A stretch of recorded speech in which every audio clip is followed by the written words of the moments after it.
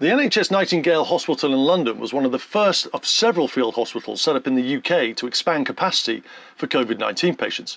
The hospitals are named after Florence Nightingale, who's regarded as the founder of modern-day nursing. Now, the Nightingale in London was opened in early April and has a capacity of 4,000 beds. And it's set up in a converted XL exhibition centre, which is normally used for conferences, lifestyle shows and expos. So earlier on today I spoke to Karen Walton, who's a GE applications manager and has been supporting the field hospital. What's the situation like in London at the moment?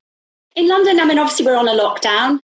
So in terms of us, for our customers, that's in the hospitals, we've had non-urgent appointments cancelled. We've had all operations and routine surgery cancelled, obviously to cover the pandemic in the hospital. And I think really we just have to manage our customer installations differently and our expectations for our customers differently. We're setting up and doing remote education, remote training, setting up trainings in small groups, and basically avoiding clinical setups, obviously to maintain safety for the teams and for patients.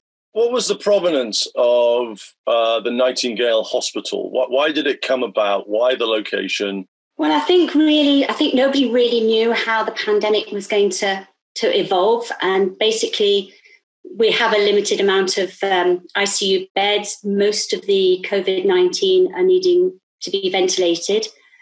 So I think it was an overspill to help out the NHS hospitals to maintain ICU capacity. So, they obviously set up the Nightingale XL, which was the first Nightingale hospital. And then they set up 6 other Nightingale hospitals around the UK.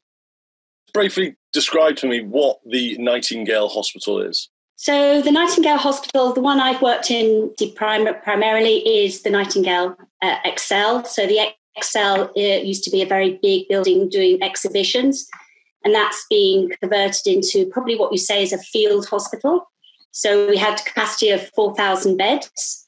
Inside the Nightingale Hospital, we've got the capacity to have plain film X-ray, CT and ultrasound.